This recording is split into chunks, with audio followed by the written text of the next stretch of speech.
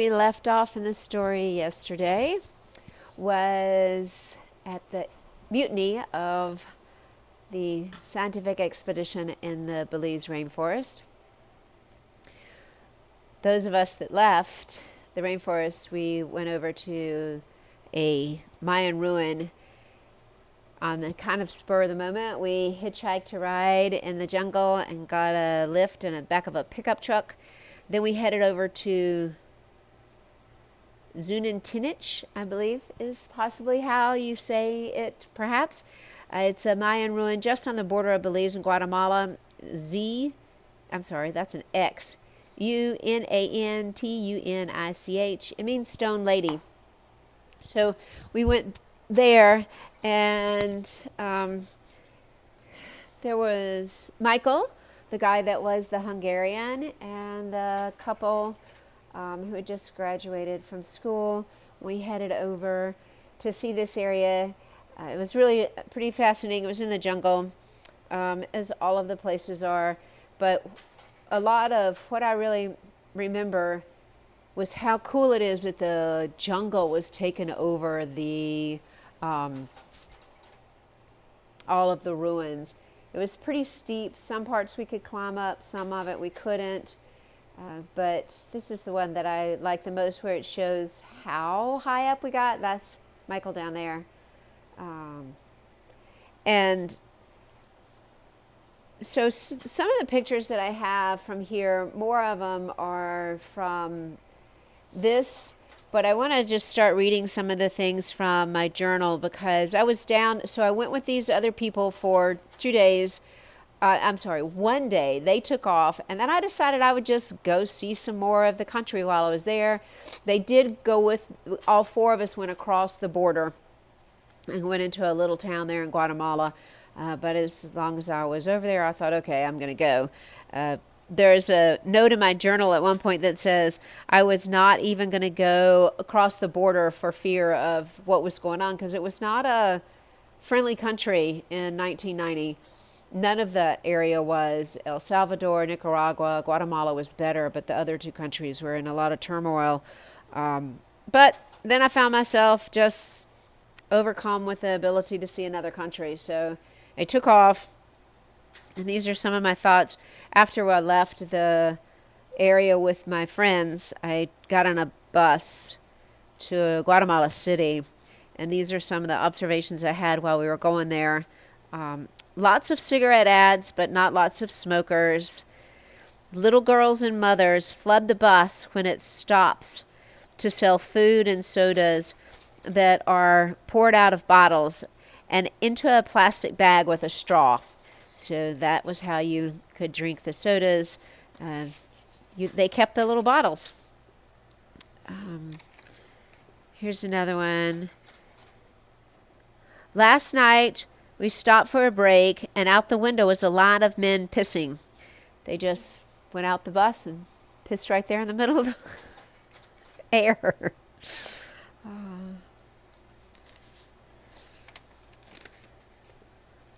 The landscape is magnificent. The filth people choose to accept as a standard of living is amazing. Also amazing what Americans accept as a must and a normal life, and me. As soon as we came around the bend, the smog of Guatemala City is horrible.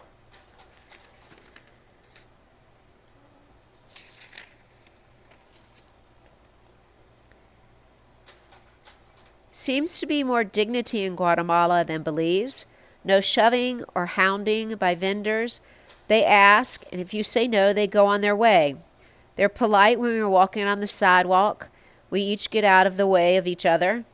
When I take photos, they look at you, and then if they take too long, they just laugh and move. Some ask to have their photo taken.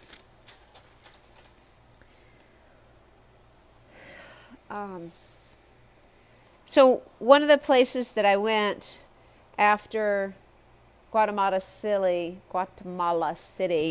was, whoops, that's sideways, just a boy with his horse. This is the first place that I stayed in Guatemala City. I was pretty amazed at how many people were from Guatemala in each of the places that are hostels and small cheap hotels I stayed in. Most of the time when I'm traveling, I find travelers from other parts of the country, but Guatemalans were big travelers and they traveled throughout their country regardless of how much money they had, which I thought was really very beautiful. As in all third world countries, it seems to be such little whining or complaining by the kids, even with when they are heavily loaded. So I left Guatemala City and went over to the famous lake in Guatemala, which is Tatilit. I don't know how to say it. This is obviously not a travel guide for you to be able to go to the same places I went to. But it's the big lake in the Guatemala that has a volcano in it. And one of the most fascinating things about that bus ride through Guatemala and to the city and then over to the lake was how rapidly those bus drivers drove. There were potholes everywhere. The first 12 hours of that trip was dirt. Then we finally got to a paved road and there were potholes everywhere. And the drivers just knew a quarter of an inch between the cliff on the right side and the other big trucks coming on the other side. They were incredibly talented, but it was nerve-wracking. This was a really beautiful place. It's very artistic.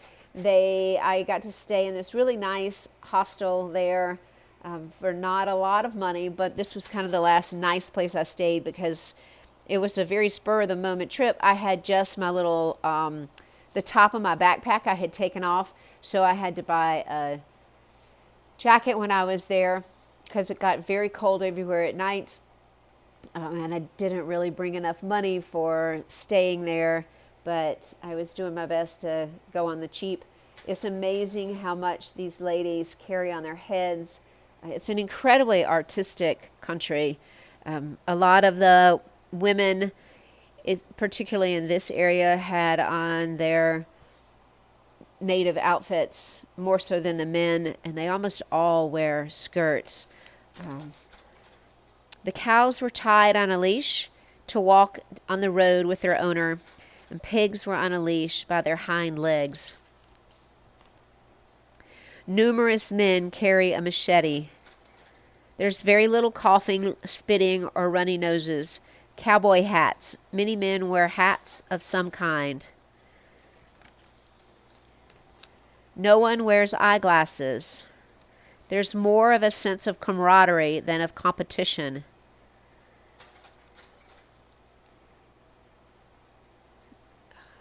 Chiclets sold at all stands, all over the world.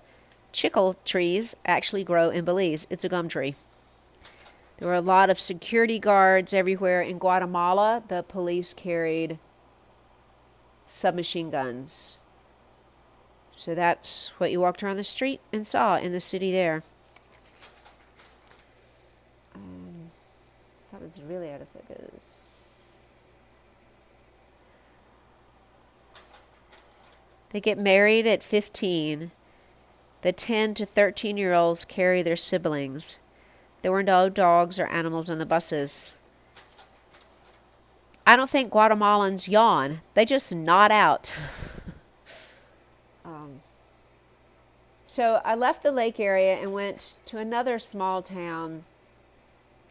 And I don't know where it was. I didn't write it down. But I remember going up at fairly dark, an alley, trying to find an inexpensive place to stay.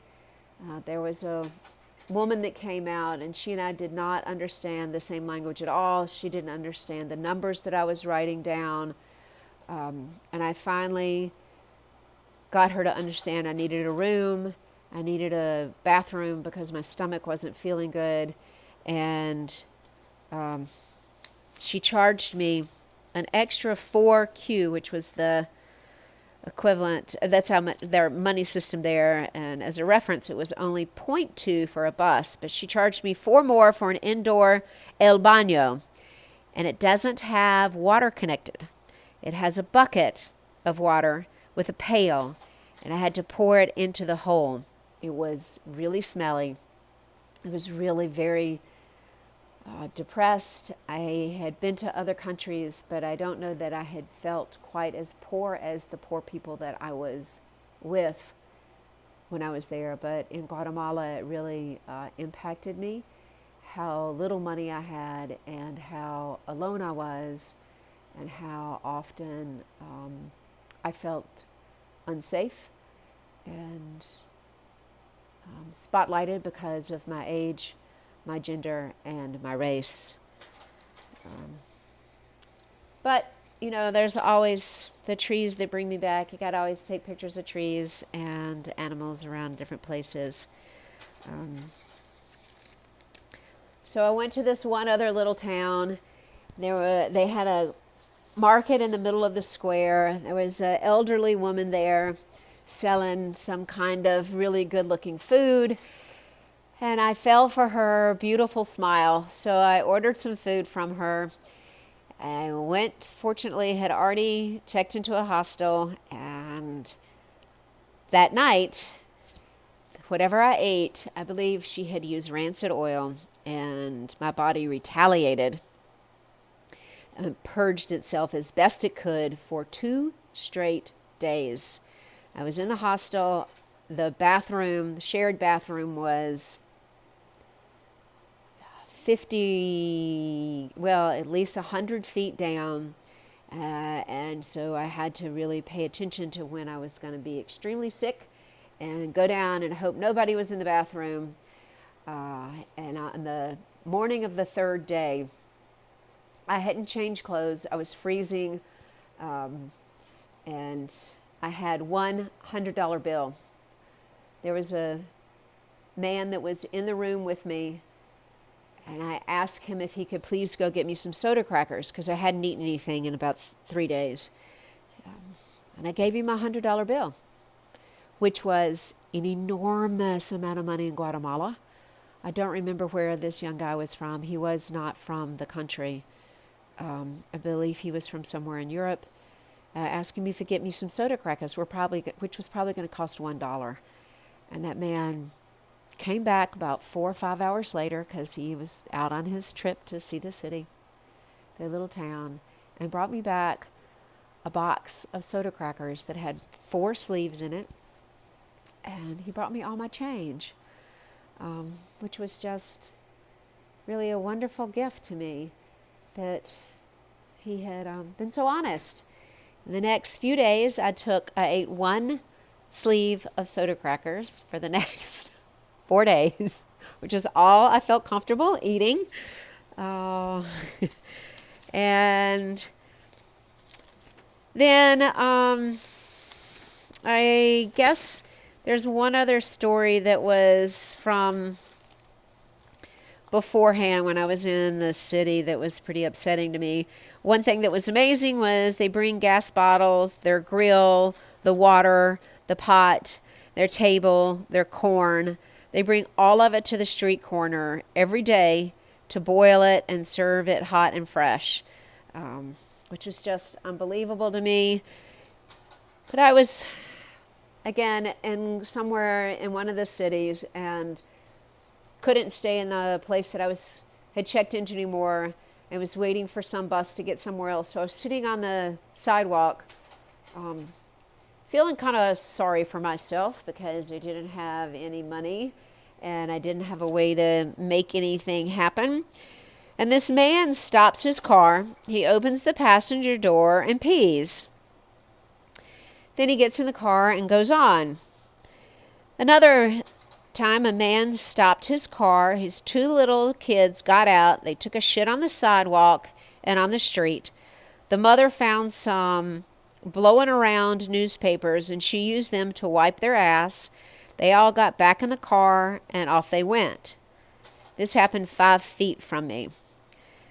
The woman also took a shit off the sidewalk, and she used the newspapers to kind of wipe it off the sidewalk and put it in a pile with the newspapers and everybody else's shit on the curb. There were soccer balls everywhere in every store, every stand, and every market. Um, this this was my very happy moment. This is at the hostel where I was super sick, and it was the first time that I was able to sit upright. And I was very excited that I had survived and made it through the food poisoning. But I thought that was a really terrible way to end the trip to Guatemala because there were some amazing things. People were really friendly. It was beautiful. They had some amazing graffiti on the sides of the mountain landscape that reminded me of the ancient artwork I had studied in art history classes, where they had really taken advantage of the voluptuousness of the land to create the sharks and different creatures that they were painting. So I wanted to have at least a few things that were just how beautifully artistic the country is. Their fabrics are really amazing. The ladies dress in beautiful attire. They offer a lot of backwards words that you can put on your arm for bracelets. And they're very, very, very talented. It was just a hard trip for me. So, traveling is not traveling. If you're a real traveler, it's not always easy. Part of that is because you're out of your comfort zone. You're in the unknown. You're pushing yourself. But it's a really great way to realize that you're capable of surviving huge things and getting some perspective. I felt poor because I was with poor people, and that's a pretty good thing to have to experience. Interestingly enough, I left there, ended up in this really difficult journey back into Belize that ended up really well. Then I had the ticket from Belize to New Orleans. When I got on the airplane, it was the first time I had taken my shoes off in a week since I'd been in Guatemala because I was so cold down there, and I had jungle rot all in between my toes. It had rained the whole time that we were in Belize, so I hadn't realized what was going on. Fortunately, there was nobody in the plane row beside me nor across the aisle. I got from there, made it to my sister's house in Mississippi, and took a shower. She has a lot of gorgeous, luxurious things, and I crawled up inside her 100% Egyptian cotton sheets and felt this release of leaving a life that other people don't get to leave, that they just have to continue living it. It's a really kind of beautiful full circle because I am now in her house once again, being able to talk about these stories as a gift to me from her. Round 2.